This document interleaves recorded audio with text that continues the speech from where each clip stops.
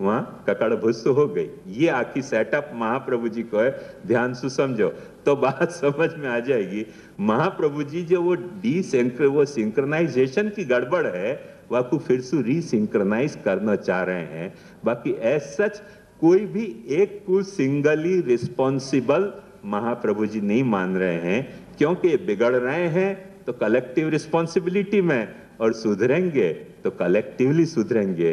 कोई को छोड़ के, कोई को तोड़ के, कोई को फोड़ के महाप्रभु जी कहें कि कुछ सिद्ध होने वाला नहीं है। महाप्रभु जी ने यही लिए ना अहंता को तोड़ी न ममता को तोड़ी। ये तो अपन ग्रंथें पढ़े नहीं है और बेवकूफी की बातन में बह जाए करके अपन यूं समझे कि अहंता ममता सब छोड़ दो। ब्रह्म संबंध का मतलब अहंता ममता नहीं है। अरे कौन ने कि अहंता ममता, अहंता ममता तोड़ दो नहीं, अहंता ममता छोड़ दो नहीं, अहंता ममता को प्रभु से जोड़ दो। ये सिद्धांत है। जो अहंता ममता को तुम प्रभु से जोड़ोगे तो सारी बात धीरे धीरे आत्मा के फेवर में आने लग जाएंगी। और जैसे जैसे आत्मा के फेवर में आई, अहंता ममता तुम्हारी आत्मा के फेवर में आ गई, तुम्हारे 3 पार्टी हो गई तैयार, फिर धीरे धीरे सारो कामकाज शुरू हो सकेगा। ये आपको महाप्रभु जी को प्रोग्राम है। या प्रोग्राम के तहत अपने को विषय क्या है, विषयानंद क्या है, विषयोपभोग क्या है, विषय को त्याग क्या है, वो सारी बात देखोगे ना तो समझ में आएगी, नहीं तो समझ में नहीं आएगी। क्योंकि वहां जब अपन सुने हैं तो अपने को लगेगा अच्छा दुख को अत्यंत खत्म हो के सुख होना ही आनंद है। ऐसी टुच्ची परिभाषा महाप्रभु जी ने आनंद की दी नहीं। आई ना बात ख्याल में?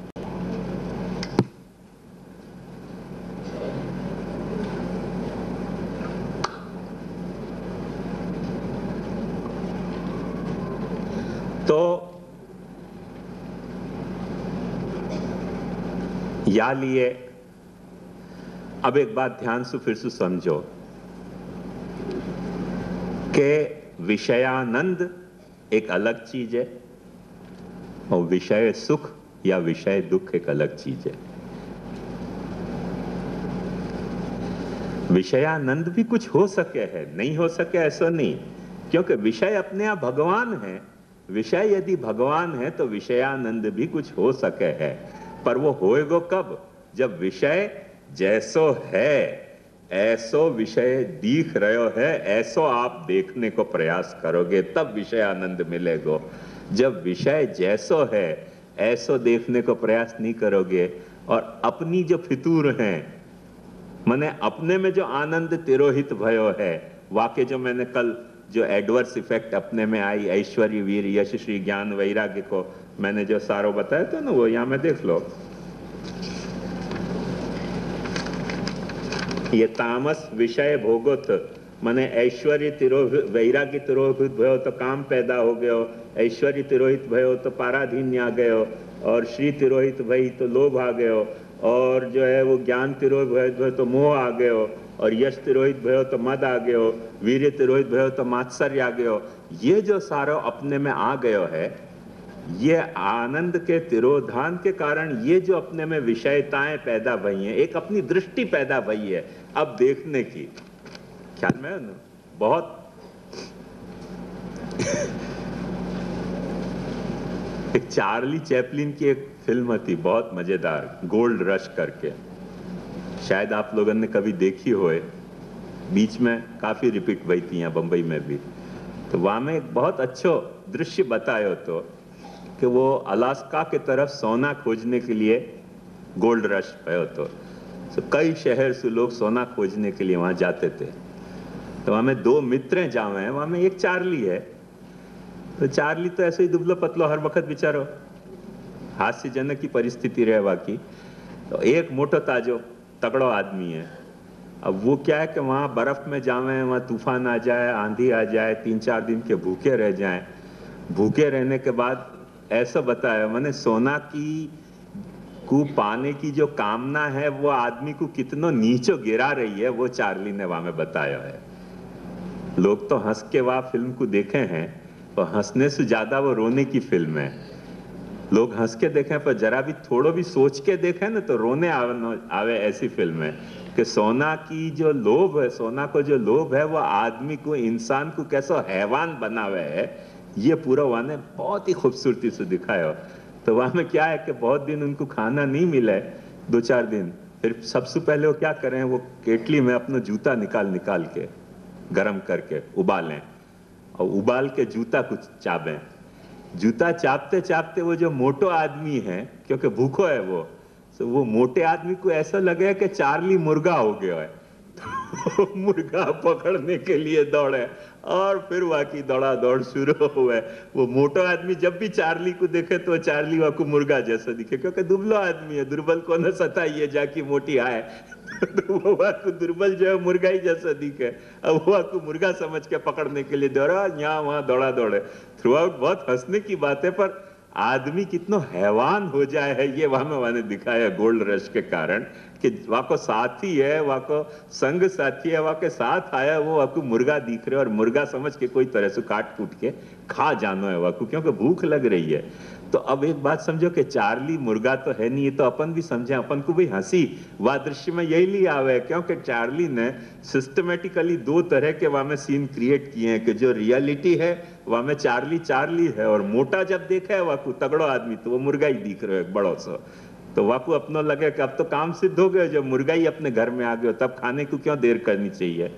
तो या तरह से वो विषय चार्ली है, विषयता मुर्गा है, या तरह से विषय सुख जो है वो विषयता है, विषय दुख जो है वो विषयता है, और विषय जो खुद है वो आनंद है। पर वहां में अपन के ये जो देखने के नजरिया पैदा हो गए, काम क्रोध लोभ मोह मद मात्सर्य के, वहां के कारण बहुत सारी तकलीफ आ रही हैं। तो वो तकलीफ अपनी खत्म कई तरह से हो सकें, और उन सारी प्रक्रिया को महाप्रभु जी ने स्वीकारी हैं, ये बात भूलो मत आप। ये सब एकेडमिक सर्कल में, अपने पुष्टि मार्ग में तो खैर अपन तो महाप्रभु जी से स्नान सूतक को संबंध नहीं रख रहे हैं पुष्टि मार्गी लोग, इसलिए अपने यहाँ तो कथा ही दूसरी हो गई। बाकी एकेडमिक सर्कल में भी जो महाप्रभु जी के ग्रंथन पे रिसर्च कर रहे हैं, और ये जो भाषणबाजें हैं एक एक, मैं अक्सर इनको वक्ता कहूँ, वहाँ यूपी में व को व बोले, उनको व नहीं बोले जाए ब बोले कोई भी व को। तो वो ऐसे जो वक्ताएं जो है ना, ये भी अक्सर महाप्रभु जी को बस यही कहते रहे कि इन्हें भक्ति की बात बताइए, भक्ति की बात बताइए, ये भक्ति के बिना मोक्ष नहीं मानते हैं। उठा के पुस्तक देख लो, सब एकेडमिक सर्कल की बात बता रहे हैं, भक्तान की भी बात नहीं कह रहे हो। एकेडमिक सर्कल में ये तकलीफ है, ये भक्तान को ये तकलीफ है, और अपन पुष्टि मार्गियन में तो आनंद की पराकाष्ठा है, लीला पूर्ण रूप से प्रकट है मुर्गा होने की अपने। तो अपने तो महाप्रभु जी से ग्रंथ देखा है तो पुष्टि मार्गी काय को, ऐसे अपनी परिस्थिति है। पर एक बात ध्यान समझो कि महाप्रभु जी ने कभी ऐसे नहीं कहा, महाप्रभु जी ने कहा है कि तुम्हारे योग सु सांख्य सु तुम जो यदि कैवल्य की स्थिति प्राप्त कर सको तो तुमको आत्मानंद अनुभूत होएगा, और वो आत्मानंद तुमको मोक्ष रूप है। यदि निष्काम कर्म तुम करो तो तुमको ऐसा आत्मानंद प्रकट होएगा, और वो आत्मानंद मोक्ष रूप है। यदि जो और देव हैं उन देवन की तुम आराधना करोगे और सकाम आराधना नहीं करोगे, तो महाप्रभु जी की शर्त वहां साफ है कि और देवन की जो तुम सकाम आराधना नहीं करोगे, निष्काम आराधना करोगे, तो उन देवन में मुक्ति, सालोक्य साष्टि सामीप्य सायुज्य वगैरह जो तुमको मुक्ति मिलेगी, वहां में तुमको उन देवन के स्वरूप के अनुरूप आनंद की प्राप्ति होगी।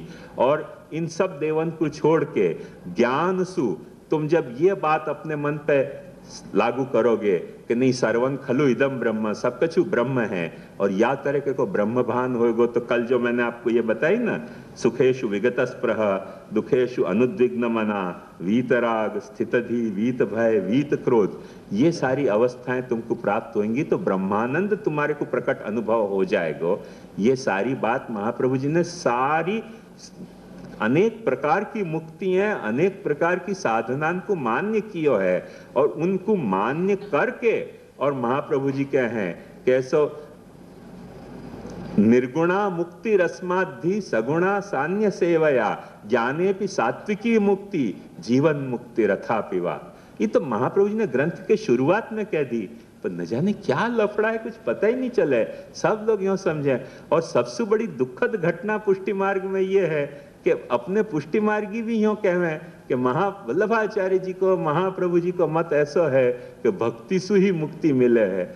अरे भाई, मुक्ति नहीं लेनी है, भक्ति करनी है, ये महाप्रभु जी को मत है। उल्टी बात कर दे, क्या करना इनको। महाप्रभु जी का मत यह है कि भक्ति पंचम पुरुषार्थ है, माने धर्म, अर्थ, काम, मोक्ष सु ऊपर कोई एक आनंद देने वालो। धर्म सु जो कुछ आनंद मिल सकता होगा, वह आनंद को महाप्रभु जी ने इनकार्य नहीं है। अर्थ सु जो कुछ आनंद मिलता होगा, तो आपको विचार होगा अर्थ सु आनंद कैसे। एक बात ध्यान से समझो, भागवत ने वाकी आखी प्रक्रिया समझाई है।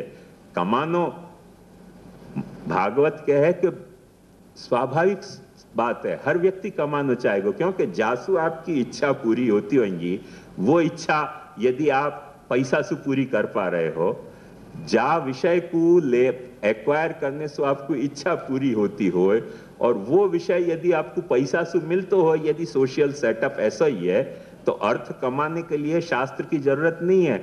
अपने आप भी व्यक्ति अर्थ कमाएगा, और अर्थ कमाए के, धन कमा के और अपनी इच्छा पूरी करेगा। वाके लिए शास्त्र की क्या जरूरत है। तो भागवत कार्य बतावे कि नहीं, वो जो स्वाभाविक प्रवृत्ति है वो तो पुरुषार्थ रूप नहीं है, पर शास्त्र ने वाको निर्धारण किया है कि भाई या आश्रम में तुम हो तो या तरह से पैसा कमाओ, या आश्रम में तुम हो तो या तरह से पैसा कमाओ, या आश्रम में हो तो या तरह से पैसा कमाओ। ये तुम्हारा वर्ण है तो या तुम्हारी पैसा कमाने की तुम्हारी माने तुम्हारा प्रोफेशन ये होना चाहिए। जैसे ब्राह्मण को प्रोफेशन क्या होना चाहिए, क्षत्रिय को प्रोफेशन क्या होना चाहिए, वैश्य को प्रोफेशन क्या होना चाहिए, शूद्र को प्रोफेशन क्या होना चाहिए। और वह प्रोफेशन जो शास्त्र ने बताया है, वह प्रोफेशन के तहत यदि वो अपना अर्थ पुरुषार्थ सिद्ध कर रहे है, तो वो सुख दुख को हेतु नहीं होएगा, वहां में एक अर्थ को आनंद मिलेगा। क्यों? क्योंकि वो असंयत नहीं है, वो संयमहीनता नहीं है, और निरंतर त्याग नहीं है, पर तेन त्यक्तेन भुंजी था ईशावास्यमिदं सर्वम यत्किंच जगत्याम जगत तेन त्यक्तेन भुंजी था। एक तरह को आत्म संयम के द्वारा कियो भयो अर्थ को उपभोग है। तो आत्म संयम जहां में तुम्हारी विषयता पे शास्त्र ने काबू पाने के सारे क्लच पैदा कर रखे हैं, उन क्लच के तहत तुम जब अर्थ कमा रहे हो तो अर्थ भी पुरुषार्थ है करके महाप्रभु जी ने बालबोध में आज अपन ने पाठ कियो, धर्मार्थ काम मोक्षाख्या चत्वारोर्था मनीषिणाम जीवेश्वर विचारेण द्विधा ते ही विचारिता। तो ईश्वर विचारेण धर्म भी पुरुषार्थ है, धर्म भी आनंद देवे है, अर्थ भी आनंद देवे है, काम भी आनंद देवे है। धर्मा विरुद्धो भूतेषु कामोस्मि भरतर्षभ, भगवान गीता में कह के जब तुम अपने काम को, अपनी माने विषय के भोग की इच्छा को शास्त्र के जो विधि निषेध हैं उनके तहत सजा रहे हो, संवार रहे हो, उनको सुसंस्कृत बना रहे हो, वह वक्त काम में भी आनंद देने की क्षमता है। नहीं है ऐसी बात नहीं है। काम भी तुमको आनंद, ये काम को मतलब सेक्स के अर्थ में मत लीजिए। काम मतलब कोई भी इंद्रिय सुख, कोई भी विषय की कामना जो है वो काम है। तो वहां में सेक्स भी आ सके है, ऐसी कोई बात नहीं है। सेक्स के साथ इतना कोई झगड़ा नहीं है पाचो, क्योंकि महाप्रभु जी भी खुद आज्ञा कर रहे हैं कैसो पुत्रे कृष्ण प्रिय रति। तो ऐसी कोई घबराने की बात नहीं है। महाप्रभु जी कहीं घबरा जाए ऐसा दार्शनिक है नहीं। महाप्रभु जी या लीला को स्वीकार करे है, घबरा जाए ऐसा दार्शनिक नहीं है। पर जो मूल मुद्दा की बात है कि महापुत्रे कृष्ण प्रिय रति करके अपन कहें कि दिन रात पुत्री पैदा करते जा रहे हैं, 100 150 200 पुत्र कुरु की तरह पैदा करने, बोले क्या, बोले कृष्ण प्रेम को हम आयोजन कर रहे हैं। ये कृष्ण प्रेम के लिए एकाध दो बहुत थे, ओछा बाल जय गोपाल 100 क्यों पैदा कर रहे हो। जब पूछा बोले नहीं भगवान महाप्रभु जी ने आज्ञा करी ना, पुत्रे कृष्ण प्रिय रहती, हर साल एक पैदा हो रही थी। यार इंसान है कि हैवान है, बकरा बकरी है कौन तू, रोज कैसे पैदा हो गए तुमको। ये पुत्रे कृष्ण प्रिय रति का मतलब नहीं। अपने यहाँ अक्सर ऐसे अर्थ घटन की प्रक्रिया ज्यादा चल गई कि ठाकुर जी के सुख के लिए पैसा कमाने की कही के नहीं, लाओ मनोरथ, लाओ सामग्री, लाओ भेंट, दे छापा एडवर्टाइजमेंट। क्यों? ठाकुर जी के सुख के लिए। ठाकुर जी का सुख यार विचार रहे हो कि तेरा सुख विचार रहे हो? या मैं कुछ होश है कि नहीं? तो जो संयम को त्याग, एक बात समझो, त्याग और भोग के बीच में जो एक संयम को मार्ग महाप्रभु जी ने खोजो, जामे अपने को उन विडंबनान से बचना पड़े। मैंने पेंडुलम या तो या तरफ जाए या तो या तरफ जाए, मध्य मार्ग नहीं अपना सके, मध्य में स्थिर नहीं हो सके पेंडुलम। ऐसे लोलक दोलक पेंडुलम जैसी अपनी मनोवृत्ति को जो एक मध्य मार्ग खोजने को जो महाप्रभु जी को अपने शास्त्रन को जो उपगम हतो कि शास्त्र के आधार पे तुम धर्म करो, तस्मने तस्मात् शास्त्रम प्रमाणन्ते कार्याकार्य व्यवस्थितो ज्ञात्वा शास्त्र विधानोक्तम कर्म कर्तुम इहाससि। अपने धर्म को निर्णय शास्त्र से करो। एक बात समझो, शास्त्र से क्यों करें? हम कोई बेवकूफ हैं क्या? ऐसा भी सवाल पैदा हो सके।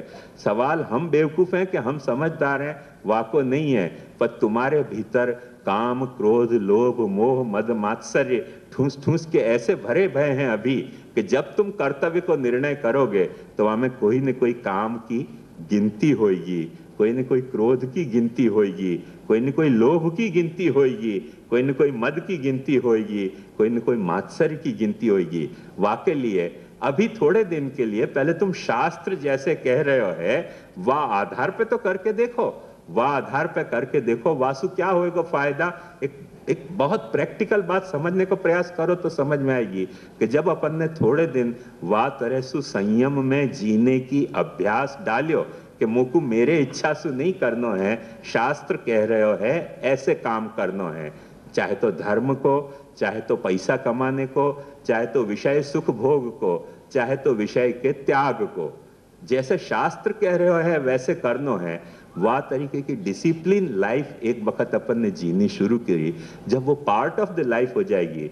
जैसे एक बात ध्यान से समझो, अपने वर्नाकुलर स्कूल के बच्चा हैं और ये कॉन्वेंट स्कूल के बच्चा को वहाँ स्कूल छूटे तब से उतरने में उनको डिसिप्लिन के तहत उतारा जाए, डिसिप्लिन के तहत उनको बुलाया जाए, तो बस में भी चढ़ेंगे तो क्यों में चढ़ेंगे, और अपने यहाँ पार्लियामेंट में भी वो क्यों नहीं मिले। यहाँ को कारण क्या है?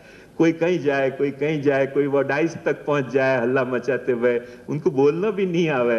वह को कारण क्या? क्योंकि अनडिसिप्लिन्ड है सारो खाता। शास्त्र अपने धर्म अर्थ काम मोक्ष को कोई डिसिप्लिन में लाना चाह रहे हो है, और वह डिसिप्लिन लाइफ के तहत एक वक्त जियोगे ना, वो फिर हैबिट हो जाएगी। वो हैबिट हो जाएगी, फिर तुमको त्याग और भोग के पेंडुलम की तरह लोलक दोलक नहीं होना पड़ेगा कि या तो हम सब छोड़ ही दें और नहीं तो सब मोको ही लाओ, सब मोको लाओ, सब मोको ही चाहिए, जो कुछ हो सो मोको चाहिए। ये जो दो अतिरेक की गिनती है, इन दो अतिरेक की गिनती के बीच में सु तुमको एक डिसिप्लिन जब आ गई, तो मैं एक वक्त इब्राहिम रहमतुल्लाह रोड पे खड़े हुए हो तो पढ़वे आता तो गुरुजी के पास यहाँ मायम, तो वहाँ क्या भयो कि बस स्टॉप पे खड़े हुए तो बस ने आई, थोड़े दो चार पैसेंजर को उठाए और फिर रोक दिया वाने कंडक्टर ने कि आगे मत बढ़ो, आगे मत बढ़ो। तो वहाँ में क्या भयो कि एक लूज पजामा और कुर्ता पहरे हुए ऐसे ही कोई साधारण व्यक्ति वो आगे बढ़ गया, और फिर जब वो बस चली गई और वाने लियो नहीं तो वो आगे ही खड़ो रह गयो। एक आदमी वाके आगे खड़े हुए हो तो वो पाछो सड़क के वाकू पीछे आना चाहिए तो वो पीछे नहीं आयो। अब वो आदमी एकदम फुल सूट गोगल्स के चश्मा बहुत पर्सनालिटी में હતો, तो वहाँ ने एकदम अंग्रेजी में बोल काकू कही कि तुमने क्यों कैसे तोड़ दी। अब दुर्भाग्य ऐसे भय कि जो एकदम सूट बूट में હતો वह कुछ दो चार वाक्य अंग्रेजी के बोलने के आते थे, और ये लूज पजामा कुर्ता वाला एकदम धड़ल एक सौ अंग्रेजी बोलता तो वहाँ ने अंग्रेजी में झगड़ना शुरू किया, क्या क्यों होती है, कैसे होती है। थोड़ी देर वाने से इनके वाह को जवाब देना तो अंग्रेजी में आया नहीं, फिर खीसा में डाल, क्या अंग्रेजी बोल के दबाना चाहता है। क्या अंग्रेजी बोल के दबाना चाहता है। यार तो ये तो डिसिप्लिन की बात थी ना, क्यों की बात वहां में अंग्रेजी और हिंदी गुजराती कहाँ से आ गई। आदमी के सब खाता ऐसे है कि कुछ कुछ असंयत पैरते रहे, दो चार वाक्य अंग्रेजी के रटे रटाए आ जाए वो हिसाब से बोलने लग जाए, कुछ जाने कुछ नहीं जाने। शादी में जाके कहो तो क्या है कि means wish you many happy returns of the day.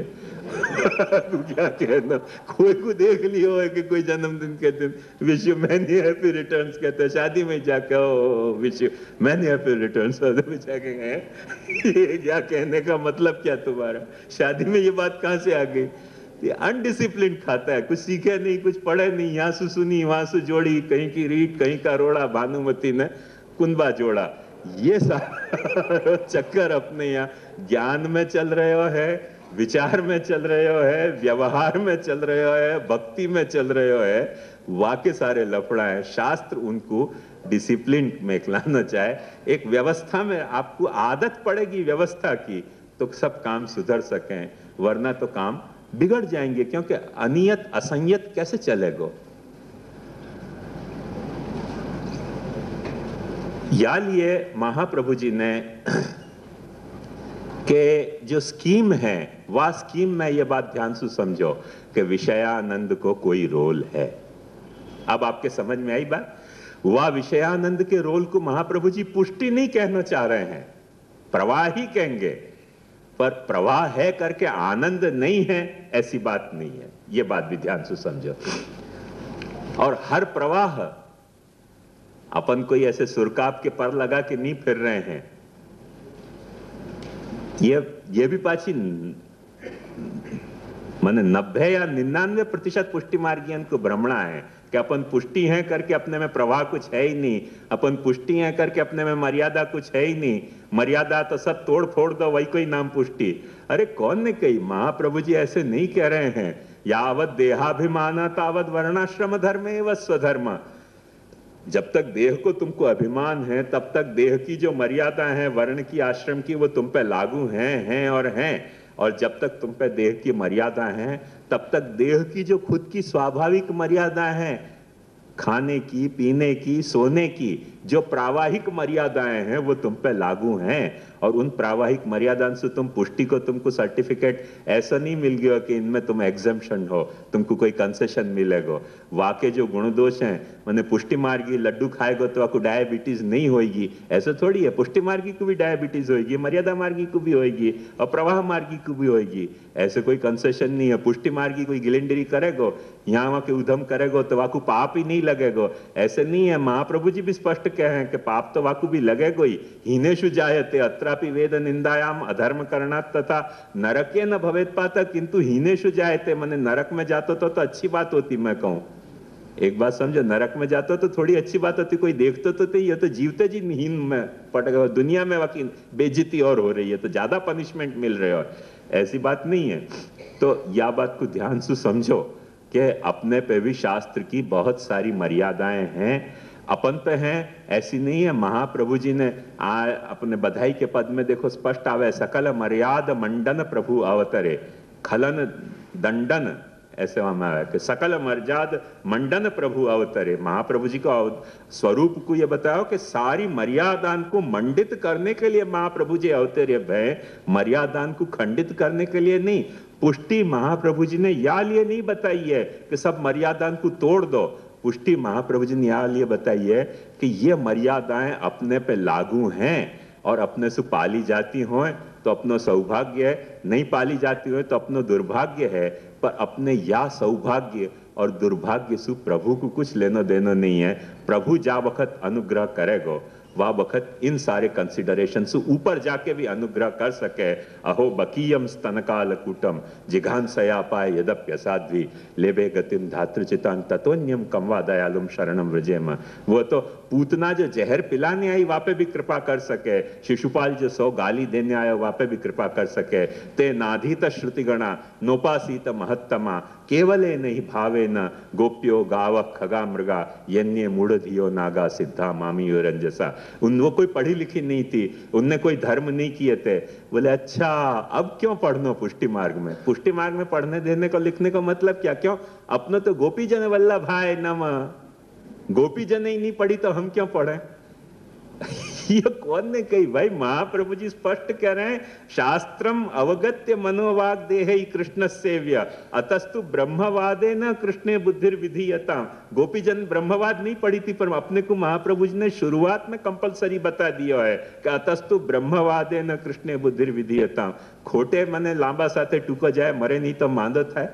गोपीजनन की जो चाल हती, गोपीजनन की जो चाल की सिफत हती, उनकी चाल को संभालने वालों कृष्ण वहां मौजूद है, तो वो तुम्हारे पास है मौजूद। भूतली पुरुषोत्तम में सब मिसगाइड करने वाले, खड्डा में पड़ने वाले, खड्डा में पटकने वाले मौजूद हैं तुम्हारे साथ। ये कहां तुमको पहुंचाएंगे? कहीं नहीं पहुंचाएंगे, सिवाय अपने स्वार्थ सिद्ध करने के। कहीं नहीं पहुंचा सके, ताकत नहीं है इनमें भूतली पुरुषोत्तम में कहीं पहुंचाने की। तुमको कहीं पहुंचा सकते होते तो आज पुष्टि मार्ग की दुर्गति होती नहीं। भूतली पुरुषोत्तम में ये सामर्थ्य होती, तो ये नहीं है सामर्थ्य करके अपने आज पुष्टि मार्ग की ये दुर्गति है कि इतनो श्रेष्ठ दर्शन, इतनी श्रेष्ठ श्रद्धा, इतनी श्रेष्ठ फॉलोइंग, इतनी श्रेष्ठ अपनी जड़ें जमी भई हैं, वाके बावजूद भी पुष्टि मार्ग आज इतनी दयनीय स्थिति में कि जाको कोई ठिकाना नहीं। कोई रोने वालों है कि नहीं या के लिए ये अपने को एक स्थिति पैदा हो रही है। या को कारण क्या? क्योंकि भूतली पुरुषोत्तमन ने अपन को मिसगाइड कर दियो है। तो भूतली पुरुषोत्तमन के भूतावेश सु पुष्टि मार्ग को बाहर निकलना पड़ेगा। इनने जो हानि पहुंचाई है वह हानि को कैलकुलेशन करोगे तब बात समझ में आएगी। तो वाह बखत गोपी जनन के पास लोक वेदातीत पुरुषोत्तम हतो, संभालने वालों हतो करके संभली बात। और यहाँ कोई संभालने वालों है नहीं, यहाँ तुमको खुद को संभालना पड़ेगा। और महाप्रभु जी ने खुद बात समझाई है कि कृष्ण सेवा परम वीक्ष्य दंभादि रहितम नरम श्री भागवत तत्वज्ञम भजे जिज्ञासुरादरात् तदभावे स्वयं वापि मूर्तिं कृत्वा हरे क्वचित। मूर्तिं कृत्वा भूतली पुरुषोत्तमस्य क्वचित नहीं कहो है, तत्परिचर्याम सदा कुर्यात् तद्रूपम तत्र च स्थितम। भूतली पुरुषोत्तमन की बात नहीं कही है, मूर्तिं कृत्वा हरे क्वचित कही है। तो वाह बात को समझो कि वो लोक वेदातीत पुरुषोत्तम को तुम समझोगे तो तुमको वासु तुम्हारा उद्धार हो सके है। वाह अर्थ में पुष्टि है, या अर्थ में पुष्टि नहीं है कि तुम चाहे जो करो बाकी तुमको छूट है। ऐसी कोई छूट महाप्रभु जी ने दी नहीं है, ऐसी कोई छूट महाप्रभु जी दे नहीं सके, क्योंकि महाप्रभु जी सकल मर्याद मंडन प्रभु अवतरे। खलन दोष माने क्या खलन दंड, क्या दुष्टन खलन, ऐसा खलन को दंड देने के लिए अवतर हैं। इतने स्ट्रांग वहां बात कह रहे हैं कि जो खल हैं उनको दंड देने के लिए अवतर हैं, क्योंकि मर्यादा क्यों खंडित की तुमने? महाप्रभु जी यह बात को झगड़ा करना चाह रहे हैं। शास्त्र की मर्यादा खंडित नहीं की जा सके। और छोटी छोटी मर्यादाएं ध्यान से समझो। कृष्ण भक्त महाप्रभु जी हैं, पर उनने उन देवतान तक की मर्यादा को महाप्रभु जी ने निभाना चाहे है कि तुम यदि कोई इतर देव के भक्त हो तो उनको सकाम भजन मत करो, उनको निष्काम भजन करो, तुमको मुक्ति होगी। तुम यदि कर्म मार्गी हो तो तुम निष्काम कर्म करो तो तुमको ऐसा माने आत्मानंद रूपी मोक्ष तुमको मिलेगा। ऐसी छोटी छोटी मर्यादाएं भक्ति उनने बताई है, डेफिनेटली बताई है। भक्ति का मार्गाब्ज मार्तंड है अपना महाप्रभु, पर साथ साथ कोई भी मर्यादा को तोड़ के भक्ति मार्गाब्ज मार्तंड नहीं है। सूरज जो खिल्यो है वहां ने सिर्फ कमल को ही नहीं खिलायो है, बहुत सारी चिड़ियान को बोलती करी है, वहां ने कोयल को बोलती करी है, वहां ने तोतान को बोलते किए हैं, बहुत सारे फूले खिले हैं, सिर्फ कमल ही नहीं खिल्यो है। भक्ति मार्ग अपन भक्ति को कमल रख रहे हैं हृदय में, सो अपनो कमल भी खिलो। वाको आदर भाव, वाको कृतज्ञता अपने भीतर होना जितना जरूरी है उतना ही वाकी मोनोपोली समझना अपने लिए जरूरी नहीं है। क्यों कि सूरज जो उग्यो है वाने बहुतन को खिलायो है और बहुत तरह से सबको वाने प्रकाश और ऊष्मा प्रदान की है। और हर मर्याद को महाप्रभु जी ने विष्णु स्वामी पथ को महाप्रभु जी ने मंडित किया है। यदि विष्णु स्वामी पथ के आप 100% अनुयायी नहीं हैं तो भी वह पथ को भी आपने मंडित किया है। वो क्या बात को प्रमाण है कि सकल मर्याद मंडन प्रभु अवतरे। सारी मर्यादा को मंडित करने के लिए अवतरे हैं। अपन को भक्ति बता रहे हैं, वो अपने लिए बता रहे हैं, वो अलग एक बात है। तो कोई मर्यादा को तोड़ के नहीं और अपने को या तरह के कोई कंसेशन या एग्जम्पशन दे के नहीं, अपने से भी महाप्रभु जी यही अपेक्षा रखें कि जो मर्यादा जैसी है वो भगवतकृत मर्यादा को निभानो नहीं अपन निभा रहे हैं। ग्रंथें पढ़ोगे तो पता चलेगी कि श्रुति स्मृति ममई वाग्ये यस्ते उल्लंघ्य वर्तते आज्ञोच्छेदी ममद्रोही मद भक्तोपि न मे प्रिय। श्रुति और स्मृति मेरी आज्ञा है, ये मेरी आज्ञा है, और जो मेरी आज्ञा को उच्छेद कर रहे हो है वो मेरो द्रोही है, वो भक्त होने को दावा करतो होए, पर वो मेरो भक्त होने को दावा कर रहे हो है, मैं वो मोकु प्रिय है ऐसा दावा मैं नहीं कर रहे हो। आज्ञोच्छेदी ममद्रोही मद भक्तोपि न में प्रिय, वो दावा करतो रहे भले कि मैं वाको भक्त हूं, मैं ऐसा नहीं दावा कर रही हूं कि वो मुझको प्रिय है। तो ये बात ध्यान समझो कि एक शास्त्र की व्यवस्थान में जो देश काल की परिस्थिति सु विषमता आई, अशक्यता आई, वह बात को खुद महाप्रभु जी ने बहुत दीर्घता सु, दीर्घ दृष्टि सु कि मर्यादा खंडित नहीं होवे शास्त्र की, वा दृष्टि सु सारो विचार करके और भक्ति मार्ग बतायो है। आज ही अपन ने पाठ कियो, वह में स्पष्ट महाप्रभु जी आज्ञा कर रहे हैं, कल्पिते रही व बाधस्यात् अवोचाम प्रमाणताम, मैंने कुछ कल्पित बात नहीं बताई है, ये अशक्य हो गयो है करके शास्त्र सु जो कहो जा सके वो बात मैं कह रही हूं। शास्त्र की विधि विधान में कुछ अशक्यताएं आ गई हैं कलयुग के कारण, पर वो अशक्यताएं आ गई हैं, वाके कारण जो मन में आए वो बता देना, कैसे 56 भोग करवा दो और कुंडवारा करवा दो और भागवत कथाएं करवा दो, ऐसे महाप्रभु जी नहीं कह रहे हैं। महाप्रभु जी स्पष्ट कह रहे हैं कि जो तुमको करना है वो शास्त्र से अविरुद्ध है, वो मैं तुमको बता रहा हूं, विरुद्ध कोई तुमको कथा नहीं बता रहे हूं। तो ये बात ध्यान से अपने को समझनी पड़ेगी। वो जब अपन समझेंगे तो अपने को ख्याल में आएगा कि विषय में भी कोई आनंद है, और वो आनंद प्रवाह को आनंद है, प्रावाहिक आनंद है, वो विषय आनंद है करके अच्छा अब के श्याम मनोहर जी ने वादिन स्वीकार कर लियो कि विषय में भी आनंद है, अब चलो फिर अपने क्या सैया भय कुतवाल अब डर काय का, अब तो हम विषय आनंद ही लेंगे क्योंकि विषय हो भगवान। ये बात नहीं है भाई, हर चीज की मर्यादा समझो कि बाकी मर्यादा क्या है। विषय में जो आनंद है वो प्रावाहिक आनंद है, पर है आनंद, क्योंकि विषय भगवान है। विषय हर विषय में सुख दुख दुख मिश्रित सुख ही है, वो दृष्टि महाप्रभु जी को मान्य नहीं है। एक प्रावाहिक आनंद है विषय में भी, पर वो शास्त्र के दृष्टि से अपन उठाना चाहते होंगे तो मिलेगा, नहीं उठाना चाहते होंगे तो महाप्रभु जी फिर वहां यही बात कहेंगे कि यदि तुम शास्त्र विरुद्ध जा रहे हो तो कुछ न कुछ तुमको लफड़ा होएगो। अधर्म करना तथा नरके न भवेत पातक किंतु हीनेषु जायते, अधर्म करोगे तो यार दंड तो भुगतना ही पड़ेगा। ऐसे नहीं बच सकोगे कि हम पुष्टि मार्गी करके जो करेंगे सो चलेगो। महाप्रभु जी नहीं अलाउ कर रहे हैं, तुमको जो करना है वो करो, तुम्हारी इच्छा की बात है, महाप्रभु जी नहीं अलाउ कर रहे हैं, ये बात साफ समझो। ऐसे ही मर्यादा के भी आनंद हैं, और मर्यादा को जैसे अपन धर्म कर रहे हैं शास्त्र के विधान और विधि निषेध के अनुसार जा वक्त अपन धर्म कर रहे हैं तो वो अपनो मर्यादिक आनंद है, वो भी आनंद अपने को हुआ ही है, नहीं हुआ ऐसी बात नहीं है। एक वक्त ध्यान से समझो, क्या है, कोई भी डिसिप्लिन को तोड़ना बहुत सरल है, पर डिसिप्लिन को जीने में कठिनता है। पर एक वक्त जब जीना अपन शुरू करें, वाके बाद जो अपने को आनंद मिले है वो आनंद, और डिसिप्लिन को तोड़ने में जो आनंद मिले है और टूटने के बाद जो दुख मिले है वाको कंपेयर करोगे तो पता चलेगा। डिसिप्लिन को पालने में थोड़ा कष्ट होगा, पर पालने के बाद जो सुख मिलेगा, आनंद मिलेगा, वो आनंद। और डिसिप्लिन को तोड़ने में जो मजा आ रही है और पर तोड़ने के बाद जो फल भुगतना पड़ेगा वो आनंद। या को सीधो से अपन कैसे समझ सकें कि ये जो अपने एसवी रोड पे गाड़ी चल रही है ना, बहुत सारी गाड़ियां आ रही हैं, अभी आजकल पुलिस कहे कि तुम अपनी ट्रैक बदलो तो 50 रुपया लाओ, 100 रुपया लाओ। कारण क्या? क्योंकि तुमने ट्रैक बदली, वाके कारण ट्रैफिक में जा तरह से मिसमैनेज में होवे आकी ट्रैफिक, वहां में अल्टीमेटली तुमको घर पहुंचने में डिले हो जाए, ये तो समझो। क्योंकि एक गाड़ी यूं आई, एक गाड़ी यूं आई, एक गाड़ी यूं आई, बीच में कोई गजकरण ही घुस गयो, वो घोड़ा घुस गयो, गाड़ी नहीं घुसी तो घोड़ा तो घुसे, घी कर रहे हो यार, क्या व्यवस्था फैला रखी है तुमने। लाइन से क्यों नहीं चल रहे हो? क्यों तुम्हारे में संयम नहीं है? लाइन से चलोगे तो सब जने शांति से पहुंच सकेंगे, और या तरह से छीना झपटी करेंगे अंत में कोई नहीं पहुंच सकेगा। ये अक्सर आग लगे मकानन में, अभी देखो वहां आग लगी ना, वहां में आग में इतने नहीं मरे, वहां जो अरबस्तान में आग लगी वहां में आग में इतने नहीं मरे जितनी वो अनडिसिप्लिन भागा दौड़ में मरे हैं लोग। वहां की रिपोर्ट पढ़ो तो पता चलेगा।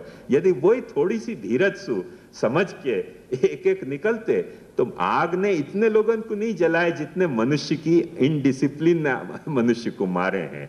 और ये इनडिसिप्लिन, लैक ऑफ डिसिप्लिन अपने को जितनो मारे है इतनो विषय अपने को नहीं मारे है। ये बात ध्यान से समझो। विषय के साथ बरतने की जो अपनी डिसिप्लिन है वह के तहत बरतो, विषय इतना नहीं मारेगो।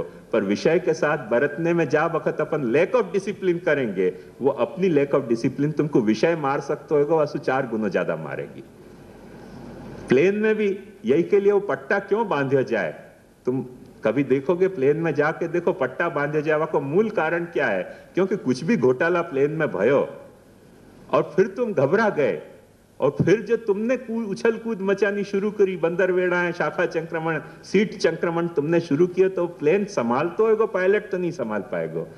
करके वो कहे भाई जो कुछ होएगा साथ ही तो होएगा ना, सीट पे बंधे भाई बैठे रहो, अपनी कमर की पेटी बांध लीजिए और धूम्रपान न कीजिए। कारण क्या कि बाद में जो उपद्रव होएगा वो कौन संभालेगा यदि आपने धूम्रपान की और पेटी नहीं बांधी तो। ये एक मुख्य समझने की बात है कि जहां इतनी गंभीरता से कोई लैंडिंग हो रही है, टेक ऑफ हो रहा है, वहां के बीच में अपन जो है यहाँ दौड़ा दौड़ करें, धमधम करें, कोई गिरे कोई पड़े, फिर कोई बस में नहीं रह जाए ना बात। और वही बात यदि कमर की पेटी क्या है, अपन में डिसिप्लिन हो तो कमर की पेटी की जरूरत नहीं है। ध्यान से समझो। पहले मैं शुरुआत में जब बैठे तो मुझको भयो कि एयर होस्टेस तो दुष्ट घूम रही है बिना कमर पेटी के और अपने को क्या कमर पेटी बंधवा दी। मैंने कि ये क्या है, अपने पे कोई जबरदस्ती। लल्लू अपने को समझे कि अपन मूर्ख हैं, तो मैंने ऐसे ही कमर पेटी रख के बांधी नहीं और यूं रख दिया, जैसे देखे तो ऐसा लगे कि कमर पट्टी बांधी हुई है, तो कुछ भयो नहीं। 2-4 बार जब यात्रा करी फिर मुझे लगा कि नहीं, अपने ऐसे उधम नहीं करना चाहिए। जब कह रहे हैं तो कमर पेटी बांध के रखनी चाहिए। क्यों? क्योंकि वाकु एक तो निरंतर टेक ऑफ लैंडिंग के वक्त चलने का अभ्यास भी है और थोड़ा बम्प भी भयो प्लेन, तो वाकु जो है वो अभ्यास है वहां में। और अपन को थोड़ा भी प्लेन यूं होवे ना तो पेट का पानी ऊपर से नीचे आवे अपने, क्योंकि अपने को अभ्यास नहीं है। तो ये बात ध्यान समझे, वाके लिए वो कमर पट्टा की जरूरत है, बाकी कोई कमर पट्टा की जरूरत नहीं है। यदि अपन डिसिप्लिन्ड होए वेल तो जरूरत नहीं है। ऐसे ही जा बखत अपना वो स्वभाव हो गए हो संयम को, वा बखत शास्त्र विधि की बहुत अपेक्षा नहीं रह जाएगी। पर संयम को स्वभाव होना बहुत मुश्किल है, बहुत मुश्किल है, बहुत मुश्किल है। असंयम को स्वभाव होना बहुत सरल है, दाएं हाथ को खेल है असंयम करना। पर एक बात समझो कि असंयम को करना बड़ो मजा है, बड़ो सरल है, पर असंयम को परिणाम भुगतना बहुत कष्टप्रद है और संयम को पालना बहुत कठिन है, पर संयम को परिणाम बड़ो सुखद हुए है। या के लिए शास्त्र ने धर्म, अर्थ, काम और आजकल तो बेवकूफ बनावे हैं सब करके, नहीं तो शास्त्र ने मोक्ष में भी मर्यादाएं स्थापित करी हैं कि ये मोक्ष की मर्यादाएं ये है, या परिस्थिति में मोक्ष पाने को जरूर भगदौड़ करो, वरना व्यर्थ में मोक्ष पाने की भगदौड़ मत करो। क्या धांधल है, क्यों मुक्त होना चाह रहे हो? ऋणानि त्रीण्यपाकृत्य मनो मोक्षे निवेशयेत्, अनपाकृत्य मोक्षं अनुपाकृत्य ऋणानेतान मोक्षम इच्छन व्रजत्यध, शास्त्र के है। तुमने अपने जो सोशल डेट हते, तुमने अपने स्पिरिचुअल डेट हते, तुमने अपने फैमिली के डेट हते, वो चुकाए के नहीं चुकाए कि नादार हो गए करके भगना चाह रहे हो? नादारी से मुक्त होना चाह रहे हो तो मुक्त नहीं होने देगा शास्त्र। तुमने अपने ऋण चुका दिए तो भागना है तो भाग जाओ फिर। तो शास्त्र ने मोक्ष में भी मर्यादाएं स्थापित करी है। ऐसे नहीं कहो क्या अब आजकल सब लोग क्या कहें कि क्यों वाकु मुक्त होने को अधिकार है तो हमको मुक्त होने को अधिकार नहीं है। अरे भाई, सबको मुक्त होने को अधिकार है, पर तुमने मुक्त होने के लायक अपने आप को संयत बनायो कि नहीं बनायो, ये तो प्रश्न पूछो। संयत बनायो तुमने अपने आप को मुक्ति पाने के लायक, तो मोक्ष तुमको आनंदकारी हो जाएगा, और संयत नहीं बनायो तो मोक्ष तुमको आनंद के बजाय दुखदायी हो जाएगा। ये बात ध्यान समझो। अभी 2-3 साल पहले अखबार में आई थी कि काशी के शंकराचार्य की पीठ के 2 दावेदार हो गए अचानक, न जाने क्यों हो गए। दोनों दावेदार ने कही कि या गादी पे हम बैठेंगे, उनने कही नहीं या गादी पे हम बैठेंगे, उनने कही हम बैठेंगे हम बैठेंगे। तो वो क्या हुआ, कैसो मुष्टा मुष्टि, केशा केशी, दंडा दंडी, छल्ले एक दूसरे के माथा पे डंडाए मार दिया, दोनों के माथाएं फट गए। अब सोचो कि मुक्त होने चाहने वाले व्यक्ति को गादी पे बैठने के लिए एक दूसरे के माथाएं फोड़ने पड़ रहे हैं। ये कौन सी मुक्ति है यार? कपाल क्रिया की तो मुक्ति नहीं है ना। ये मुश्किल है। मुक्त होना कोई बुरी बात नहीं है, पर जब अपन तैयार नहीं है मुक्त होने के लिए, गादी पे कौन बैठे या के लिए अपन दंडाएं चला रहे हैं, ब्रह्म संबंध कौन दे या के लिए अपन कंपटीशन कर रहे हैं, तो यार तुम ब्रह्म संबंध दे रहे हो कि भ्रम संबंध दे रहे हो? ऐसे अपन मुक्त होने को असंयततया से वापरेंगे तो मुक्ति जो है वो आनंद के बजाय कष्ट को एक कारण बन जाएगी। ये बात ध्यान समझो करके शास्त्र ने धर्म अर्थ काम मोक्ष सब में कुछ मर्यादाएं बताई, और उन मर्यादान में जा वक्त अपन धर्म को माने अर्थ को काम तक को भी आनंद लियो जा सके है, नहीं लियो जा सके ऐसी बात नहीं है। ये अपने शास्त्रकारण की दृष्टि है, और वो निगाहों ने देखी, मोहब्बत ने मानी, तेरी लाजवाबी, तेरी बेमिसाली, तेरी लाजवाबी, ऐसे शास्त्रन में देखी, और महाप्रभु जी ने यह बात को मानी है कि नहीं ठीक है, जब शास्त्र बता रहे हो है तो धर्म को भी कोई आनंद है, शास्त्र बता रहे हो है तो अर्थ को भी कोई आनंद है, शास्त्र बता रहे हो है तो काम को भी कोई आनंद है, शास्त्र बता रहे हो तो मोक्ष को भी कोई आनंद है। पर धर्म अर्थ काम मोक्ष से मिलते जो आनंद हैं वो एक आनंद हैं, और भक्ति को महाप्रभु जी कह रहे हैं कि पांचवों पुरुषार्थ है वो प्रभु के कृपा को आनंद अपने पे प्रकट होवे। जब वक्त कृपा को आनंद अपने पे प्रकट होवे तब अपने भीतर भजन को आनंद, भक्ति को आनंद प्रकट होएगो। ये बात ध्यान समझो। वाक्य बाद आनंद और परमानंद की तो डिग्री सब विचारने की वाक्य बाद आएंगी, वाक्य पहले नहीं आएंगी। ये आखिरी सिस्टम महाप्रभु जी बताना चाह रहे हैं। या मैं जैसे आत्मानंद की बात मैंने आपको बताई, वहां में आप ध्यान से समझो कि महाप्रभु जी ने आत्मा को स्वरूप स्वयं ऐसा बतायो कि यदि आत्मा के तरफ अपनी वृत्तियां झुक रही हैं, जैसे जाकू उपनिषद के परांची खानी व्यतरणोत स्वयंभू तस्मात् पराक पश्यति नान्तरात्मन कश्चित धीर प्रत्यगात्मा न वैक्षत आवृत्त चक्षु अमृतत्वमिच्छन। अपनी इंद्रियन की मनोवृत्तिन की सारी जो वृत्तियां वो बहिर्गामी हो गई हैं, उनको अंतर्गामी करो, इंट्रोवर्ट बनाओ।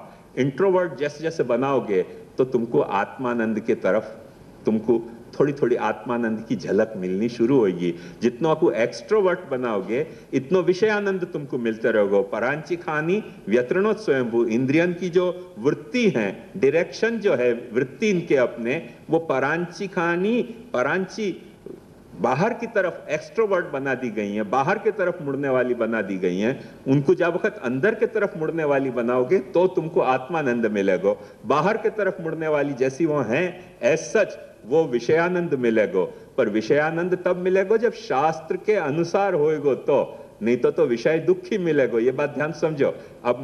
अब मैं महाप्रभु जी और शास्त्र की बात कर रहा हूं, उन बातों को नहीं कर रहा हूं जहां विषय को दुख ही मान्यो है, विषय को माया मान्यो है। मैं महाप्रभु जी के और शास्त्र की बात कर रहा हूं कि तुम इंद्रिय वृत्ति को, अंतःकरणन की वृत्ति को जब वक्त बहिर्गामी बनाओगे वह वक्त तुमको विषयानंद मिल सकेगा, बशर्ते शास्त्र सम्मत होए। शास्त्र सम्मत तुम्हारे संयम से तुमने विषयों को भोग कियो तो विषयानंद तुमको मिलेगा। वो भले भक्ति से मिलते आनंद की तुलना में इतनो प्रशंसनीय ना होए तो न होए है आनंद, या बात को मत भूलो। ना होए तो न होए है आनंद, या बात को मत भूलो। जैसे ढोकला को स्वाद जितनो ऊंचो स्वाद तुमको कदाच रोटला में नहीं लगतो हो तो नहीं होए तो नहीं होए, पर एक बात तो समझनी पड़ेगी ना कि रोटला ज्यादा जरूरी है कि ढोकला ज्यादा जरूरी है। रोज बरोज खाने की खुराक में रोटला की जरूरत ज्यादा है कि ढोकला की जरूरत ज्यादा है? दिल पे हाथ धर के या पेट पे हाथ धर के पूछो तब पता चलेगा। रोज ढोकला खाओगे नहीं मरोगे तो मर जाओगे। तो भाई ढोकला भी स्वाद के लिए अच्छी चीज है, पर रोटला की तो रोज जरूरत है। तो ऐसे विषय की भी जरूरत है या शरीर को, पर वो असंयत आवश्यकता नहीं है, संयत आवश्यकता है। शास्त्र ने जो संयम के मापदंड बताए हैं उनके तहत वापरोगे तो विषय को भी आनंद डेफिनेटली मिलेगा। विषय को आनंद में, विषय को भोग में भी आनंद मिलेगा, विषय के त्याग में भी आनंद मिलेगा। ये दोनों बात पॉसिबल हैं। और धर्म अर्थ काम मोक्ष से जो मर्यादा को आनंद है वो भी अपने को मिले है, नहीं मिले ऐसी बात नहीं है। वो आनंद भी पाछो भक्ति से मिलते आनंद की तुलना में कुछ भी नहीं है, कुछ भी नहीं है, ये बात ठीक है, पर विषय आनंद से बहुत ज्यादा बड़ा आनंद है। धर्म को आनंद, अर्थ को आनंद, काम को आनंद, मोक्ष को आनंद। तो ये बात माने बतौर पुरुषार्थ के ये बात हो रही है। ये अब वो काम नहीं है, माने कंफ्यूज मत करियो। काम क्रोध लोभ मोह मद मात्सर्य वाला जो काम है वो काम की यहाँ चर्चा नहीं है, यहाँ काम पुरुषार्थ की चर्चा है। ये आखो अपने शास्त्र को सेटअप है। या के लिए महाप्रभु जी ने दो बातें बताई कि जैसे जब आत्मा के तरफ तुम अंतर्वृत्ति होगे तो आत्मानंद मिलेगा, पर एक बात और भी तो संभव है ना कि जैसे अंतर्वृत्ति तुम आत्मा के तरफ हो रहे हो, ऐसे परमात्मा के तरफ भी तो अंतर और बाह्य वृत्ति हो सको। तो यदि परमात्मा के तरफ तुम परमात्म वृत्ति यदि बन रहे हो, या भगवद वृत्ति जा वक्त तुम बन रहे हो, या ब्रह्म वृत्ति जा वक्त तुम बन रहे हो, वह वक्त अंतर बाह्य को भेद लुप्त हो जाए। क्योंकि आत्मा के साथ ये एक लिमिटेशन है कि अपनी आत्मा अपने शरीर के अंदर है, शरीर के बाहर नहीं है। करके आत्मानंद लेनो है तो अंतर्वृत्ति होना पड़ेगा, पर भगवद आनंद लेने के लिए अंतर्वृत्ति होना जरूरी नहीं है। अंतर्वृत्ति भी भगवद आनंद लियो जा सके है, बाह्य वृत्ति भी भगवद आनंद लियो जा सके, अंदर में भी ब्रह्म की मजा ली जा सके है, बाहर भी ब्रह्म की मजा ली जा सके है। करके बाह्य और आभ्यंतर जो ये दो भेद किए हैं, वो क्यों किए हैं वह की खासियत देखो।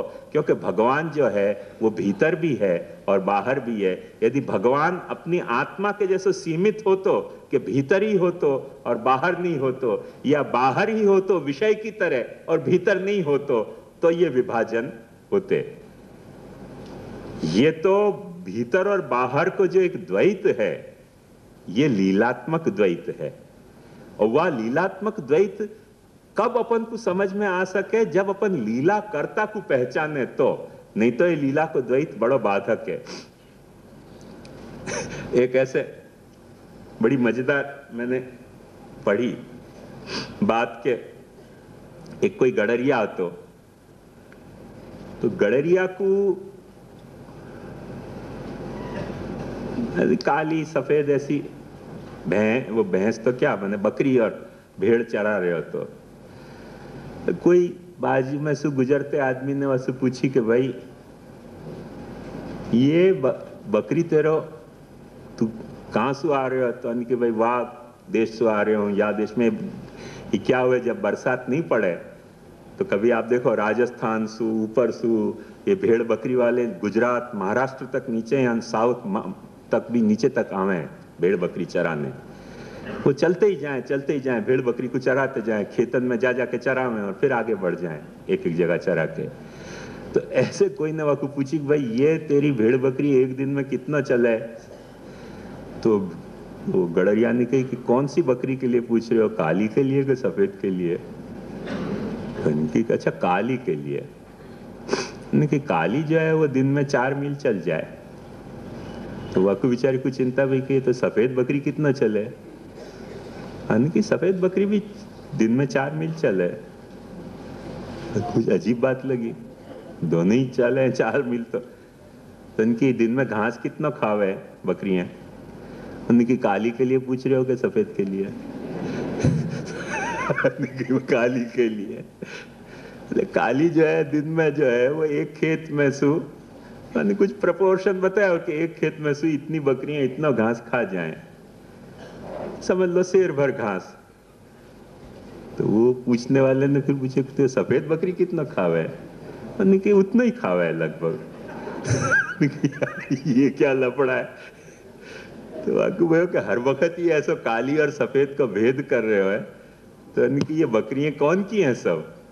तो इनकी तुम काली के लिए पूछ रहे हो कि सफेद के लिए? काली के लिए। तो काली मेरी है, तो इनकी सफेद भी मेरी है। तो ये भेद क्यों हो रहा है यार? फिर हर घड़ी वो आदत पड़ गई ना काली सफेद करने की, तो हर प्रश्न में वो नड़तो ही रहे काले सफेद को भेद। भाई जब दोनों बकरी मेरी है, दोनों एक जितना डिस्टेंस काट रही हैं, दोनों एक जितना घास खा रही हैं, फिर भी प्रश्न जा वक्त होएगा वहां पर जवाब में ये भेद तो करना ही पड़ेगा कि काली के सफेद। ऐसे ये शिष्य और श्रोतान के भेड़ चराने वाले कई गड़रियां हैं, वो अंतर बाह्य के भेद करते रहे कि साधना बाह्य की है कि अंतर की। उनकी ये आत्म साधना है, तो बोले ये आत्म साधना है, तो बोले ये बाह्य नहीं हो सके, ये अंतर हो सके। आत्मा सो परमात्मा। अरे कौन ने कही यार तेरे को ये बात? ध्यान से समझ कि विषय जो है वो बाह्य है, आत्मा जो है वो अंतर है, पर परमात्मा बाह्य भी है और आंतर भी है। वहां में ये काले सफेद को भेद नहीं है। ये काले सफेद को भेद विषय और आत्मा में है, परमात्मा में ये भेद नहीं है। पर वो भेड़ चराते चराते श्रोतान की फिर ये जिज्ञासा पाछी हो जाए कि तुम कौन सा प्रकार की साधना बता रहे हो, अंतर साधना के बाह्य साधना? फिर पाछे हो जाए, भाई परमात्मा की बात कर रहे हैं, परमात्मा भीतर भी है बाहर भी है, परमात्मा कण कण में व्याप्त है, जहां तुम देखो वहां परमात्मा है। उनको समझ नहीं आवे क्योंकि आदत खराब पड़ जाए भेड़ चराने वाले जैसी। खयाम ने यही लिए बहुत अच्छी एक बात कही। ईरान को भयो है बहुत बड़ा दार्शनिक, तो उन्होंने बहुत अच्छी बात कही कि असरार अजलरा न तु दानी हो न मन, ये हर्फ मुअम्मा न तु खानी हो न मन, बस पस पसे पर्दा गुफ्तगुए मनो तू, गर बचूं पर्दा गर उफ्ताद न तु मानी हो न मन। ये तू और मैं को जो तने द्वैत पैदा कियो है, असरार अजल राय, जिंदगी को जो रहस्य है, ये न यार तू जान सके है, न अभी तक मैं जान पाया हूं। असरार अजल रा न तू दानी, तू भी नहीं जान पायो है, न मन, मुझको भी नहीं पता चल रहा। ये हर्फ मुअम्मा, ये जो अक्षर हैं जिंदगी के अक्षर, न तू पढ़ पायो है न मैं पढ़ पाया हूं, क्योंकि तू मोकू तू कह रहे हो और मैं तो को तू कह रहे हूं। चुप पर्दा बर उफ्ताद, ये पर्दा उठ गयो तेरे मेरे बीच को। ये जो तेरे और मेरे को जो द्वैत अपन ने पैदा किया है, ये एक कोई पर्दा के कारण है। वो पर्दा नहीं उठे तो तू है मैं हूं। पापा ये पर्दा यदि उठ गयो तो न तू मानी हो न मन, न तू है न मैं हूं, फिर अपन है। ये बात समझ। पर ये जब अपन नहीं हो रहे हैं, जब ब्रह्म नहीं है, तब अपने को ये तू और मैं को लफड़ा हो तो लग रहे हो। तो ये काली के सफेद, बाह्य के आंतर, ये सब विषय और आत्मा के बीच में जो पर्दा है, ध्यान से समझो, विषय और आत्मा के बीच में एक अहंता ममता को पर्दा है। वाके कारण तू मैं की बड़ी शोभा है। पर जहां परमात्मा की बात आ रही है, न तू मानी हो न मन, वहां तो सब अपन ही अपन है, वहां कोई है ही नहीं। ब्रह्मार्पणम ब्रह्म हविर ब्रह्माग्नौ ब्रह्मणाहुतम ब्रह्मैवते न गंतव्यम ब्रह्म कर्म समाधिना। ये बात को ध्यान से समझो, वहां ये भेद नहीं है। पर अपनी आदत पड़ गई है कि आंतर और बाह्य करके अपन वहां विचार करना पड़े कि भाई आंतर बाह्य। पर एक बात ध्यान समझो कि परमात्मा की उपासना बाह्य भी हो सके है, भगवत भक्ति बाह्य भी हो सके है, भगवत भक्ति आंतर भी हो सके। पर जब व्यक्ति आंतर और बाह्य में भेद करके सिर्फ आंतर पे अटक रहे है या सिर्फ बाह्य पे अटक रहे है, तो महाप्रभु जी वाक्य कहना चाहे कि यार आनंद तो को मिल रहे हो पर अभी परमानंद बाकी है। ख्याल में आयो ना? आनंद परमानंद तो को तब मिलेगा कि जब आंतर बाह्य दोनों जगह तू वह परमात्मा को अनुभव करना शुरू करे, तब तो को परमानंद मिल जाएगा। जब तो को सिर्फ आंतर में अनुभव हो रहे हो तो आनंद आ गयो, जब तो को सिर्फ बाह्य में अनुभव हो रहे हो तो आनंद आ गयो, क्योंकि परमात्मा बाहर है ही। ऐसा नहीं है कि परमात्मा बाहर नहीं है, तो आनंद तो आ गयो। पर अभी और सितारों से आगे जहां और भी हैं, अभी इश्क के इम्तिहान और भी हैं। अगर लुट गया एक नशे मन तो क्या गम, मुकामाते आहो फुगा और भी हैं। अभी तो को और तू शाही है काम परवास तेरा, तेरे सामने आसमां और भी हैं। वो जो बड़ो जो पक्षी हो है ना, वो थोड़ी सी उड़ान उड़ के और अटक नहीं जाए, वह उड़ने के लिए और अल्टीट्यूड मिलते ही रहे हैं एक के बाद दूसरे। यही बात को श्रुति ने अपने को समझाए, नेति नेति नैह्य नेत्यन्यत नेत्यन्यत परम अस्ति नह्ये तस्मादिति नेत्यन्यत परम अस्ति नेति नेति। नेति नेति को मतलब अपने को यह समझा दिया कि ना ये है ना वो है। अरे ये नहीं है, नेति नेति को मतलब है कि जो तुमने पकड़े है, जाकू पकड़ के और तुमने आगे बढ़ने को उपक्रम कियो है, वहां अटक मत जाओ और आगे बढ़ो और आगे बढ़ो। नेति नेति, जितना पकड़ो है उतना ही नहीं है, जो नहीं पकड़ो है वो भी और ज्यादा है। नेत्यन्यत मने नह्ये तस्मादिति नेत्यन्यत परम अस्ति, या के बाद भी और कुछ है। इसके लिए व्यास जी उपनिषद के या नेति नेति को अर्थ समझाते वक्त बहुत खूबसूरत सूत्र व्यास जी ने लिखो है, प्रकृति तावत्वम प्रतिषेधति ततो ब्रवीति च भूय। जो प्रकृत एतावत्व है वाको श्रुति में निषेध कियो गयो है, माने तुमने जितनो समझो है उतनो ब्रह्म नहीं है, वासु और ज्यादा है। ततो ब्रवीति च भूया, और आगे भी है। जितनो तुमको मिलो है उतनो ब्रह्म नहीं है, वासु और है। जैसे एक बात सावधानी समझो, मैं आपको यूं कहूं कि बारी में सु खिड़की में सु आप आकाश को देखो, आपको आकाश दिख जाएगा, दिख गयो ना। अब ये बात होगी कि आप यदि मान ले रहे हो कि खिड़की में से जितना आकाश दिखे उतना ही है, तो मैं आपको कहूंगा नह्ये तस्मादिति नेत्यन्यत परम अस्ति। थोड़ा मकान के बाहर निकल के देखो, आपको और ज्यादा आकाश दिखेगा। पर जब मकान के बाहर निकल के देखोगे तब स्ट्रीट के मकानन की जो रेखाएं हैं ना, वो आपको आड़े आ जाएंगी, और फिर एक सीमित आकाश, बारी में से बड़ो आकाश दिखेगा, फिर भी एक सीमित आकाश दिखेगा। तब फिर पाछे मुझको कहना पड़ेगा प्रकृति तावत्वम प्रतिषेधति ततो ब्रवीति च भूय। अभी तुमने स्ट्रीट में खड़े होकर आकाश देखो, अब तो कभी जाके मैदान में खड़े होकर आकाश देखो, तब तुमको और बड़ा आकाश दिखेगा। जब आप मैदान में खड़े होकर आकाश देखोगे तब जितना आकाश आपको दिखेगा, वाके बाद फिर पाछा प्रकृति तावत्वम ही प्रतिषेधति ततो ब्रवीति च भूय। कभी कोई पहाड़ पे चढ़ के ऊंची हाइट पे सु आकाश देखो, आपको जो हॉराइजन है और बड़ो हो जाएगा, ततो ब्रवीति च भूय। और ये पहाड़ें क्या हैं, क्षुद्र हैं, कुछ भी नहीं है, अपन को चढ़ना पड़े करके ऊंचे लगे। कभी विमान में से जाके देखो, आकाश का हॉराइजन और ज्यादा बड़ो हो जाए। ऐसे कंटिन्यूअस प्रकृति तावत्वम ही प्रतिषेधति ततो ब्रवीति च भूय। उपनिषद ये बात समझा रहे है कि जितनो तुमको ब्रह्म मिल रहे है, जितनो ब्रह्म को तुम जान पाए, जितनो ब्रह्म को तुम आनंद ले पाए, उतने में तुम ब्रह्म को सीमित मत मानो। नेति नेति नह्ये तस्मादिति नेत्यन्यत परमस्ति। बढ़ते जाओ आगे, बढ़ते जाओ आगे, और तुमको मिलेगो और मिलेगो और मिलेगो। चरैवेति चरैवेति चरैवेति, ये उपनिषद को सिद्धांत तो वाको उल्टो ऐसा घटा दियो कि ब्रह्म में न ये है न वो है। ब्रह्म में सब कुछ है। वो जब बारी में से देख रहे हो तो तुम्हारे बारी जितना आकाश है, स्ट्रीट में से देख रहे हो तो स्ट्रीट जितना आकाश है, जब मैदान में से देख रहे हो तो मैदान जितना आकाश है, पहाड़ पे से देख रहे हो तो पहाड़ को जो हॉराइजन को है रेडियस, उतना बड़ा आकाश है। विमान पे जाओगे तो और वो है, जो सर्कल जो है बड़ो हो जाएगा। नेति नेति नेति नेति, या तरीके को ब्रह्म को स्वरूप बतायो है।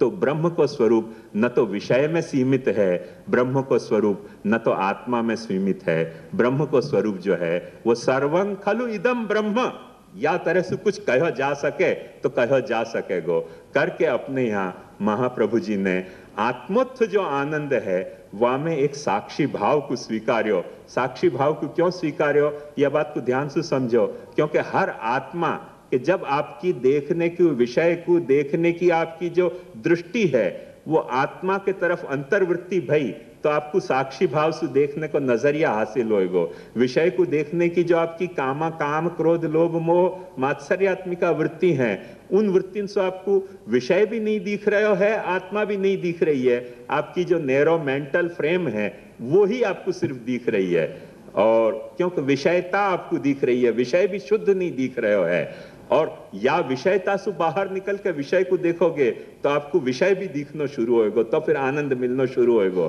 वो बाह्य ही होएगा, वो अंतर नहीं होएगा। पर वो एक डिपार्टमेंट है। वाक्य अपोजिट में साक्षी भाव को दूसरा डिपार्टमेंट है कि जहां में न कोई काम की संभावना है, न क्रोध की संभावना है, न लोभ मोह मद मात्सर्य, कोई की संभावना आत्मा में नहीं है। पर ये तो सितारों से आगे जहां और भी हैं। अभी एक परमात्मा और है, जहां परमात्मा की ऊंचाई पे जाके कभी इन सब बातों को दिखाओगे तो आपको पता चलेगा कि वही परमात्मा विषय भी बन्यो है, वही परमात्मा जीव भी बन्यो है। ममैवांशो जीवलोके जीवभूत सनातना मनश्ष्ठान इंद्रियाणि, ये बात भगवान ने कहते हैं, मन भी मैं हूं और आत्मा भी मैं हूं, सब कुछ मैं बने हूं।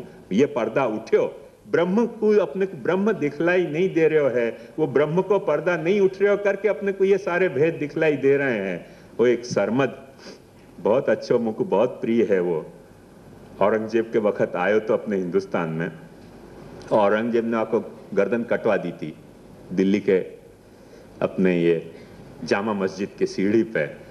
तो वहां ने बहुत अच्छी बात कही है। वहां ने वो सरमद कहे कि आय जलवा गर निहा आया शो बदरा दर फिक्रे बिजुस्तम की हस्ती तो कुजा।